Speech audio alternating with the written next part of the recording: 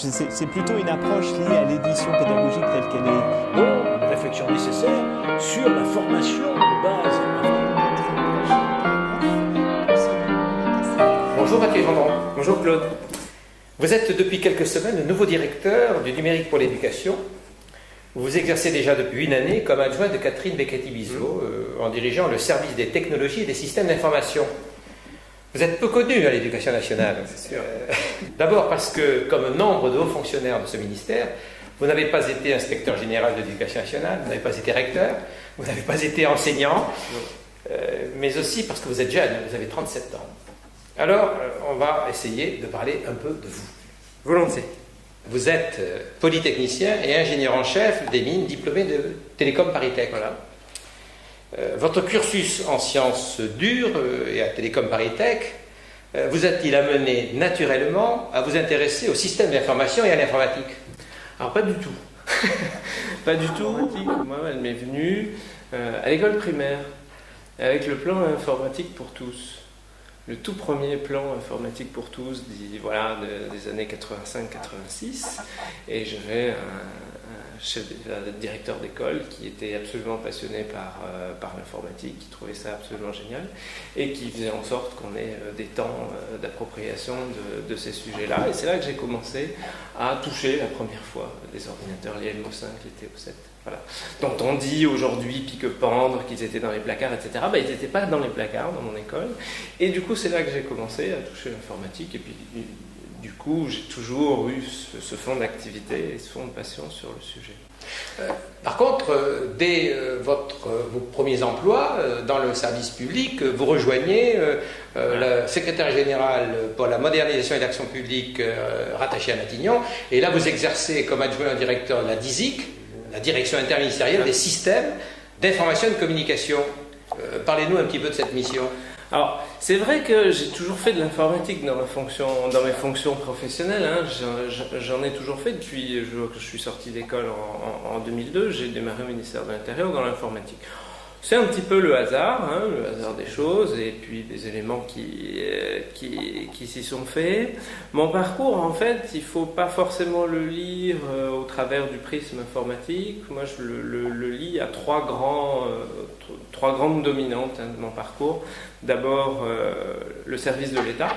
Voilà, j'ai toujours travaillé, à part une petite disponibilité de quelques mois, au service de l'État. Pour moi, le service de l'État, c'est quelqu'un qui met ses compétences, son énergie, son envie de bien faire au service de l'intérêt général. D'ailleurs, je suis très reconnaissant envers ceux qui m'ont nommé, de me faire confiance, un temps donné, pour faire ce travail. Et pour moi, c'est probablement ce qui caractérise, une des premières caractéristiques de mon parcours. Deuxième caractéristique, c'est le management, le pilotage de projet et le travail avec les équipes. Pour moi, je suis pleinement convaincu que tout le travail qu'on peut faire, toute l'énergie que je peux amener, tout ce que je peux donner, toutes les grandes choses que l'administration peut faire, que le service public peut faire, repose d'abord et avant tout sur la somme de toutes les actions que chacun fait.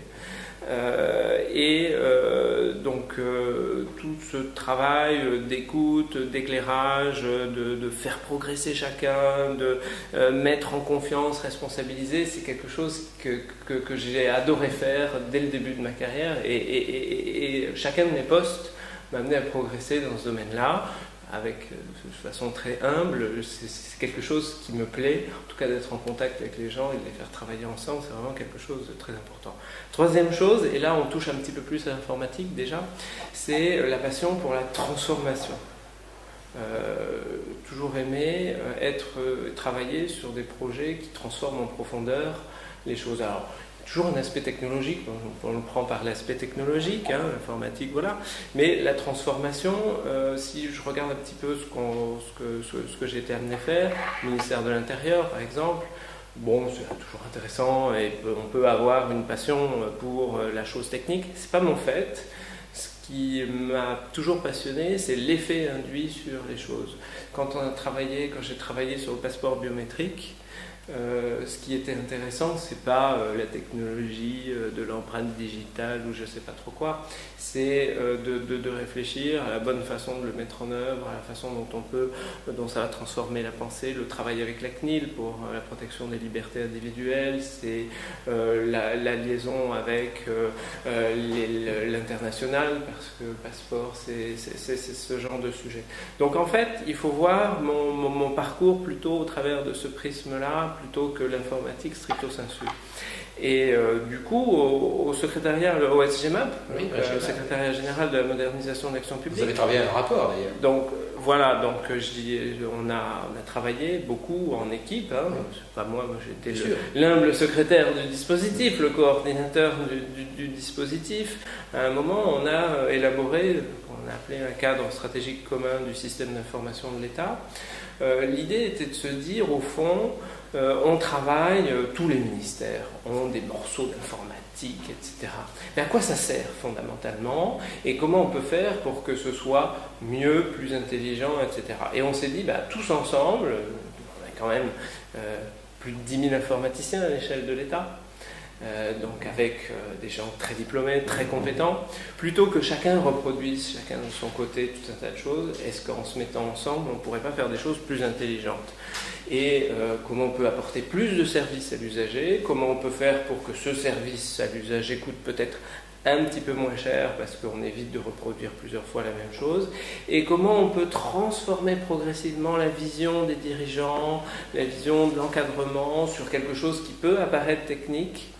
Ok, l'informatique, à un moment, il faut bien des ordinateurs, il faut bien des lignes de code et des machins comme ça. Mais c'est pas ça qui est intéressant. Ce qui est intéressant, c'est l'enjeu de transformation qu'il y a derrière, la transformation des usages que ça induit, la façon différente dont les gens communiquent, etc.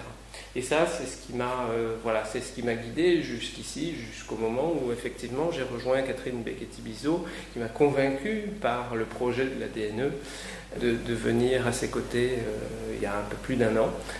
L'open government, la démarche bottom-up sont évoquées dans les activités du SGMAP. Ouais. Est-ce que c'est un passage obligé pour la modernisation de l'État ? La démarche bottom-up, c'est quelque chose d'assez indispensable, qui est en fait lié à la complexité du monde dans lequel on vit. On vit dans un monde très complexe, dans un monde qui n'est pas compatible avec une vision de commande-contrôle.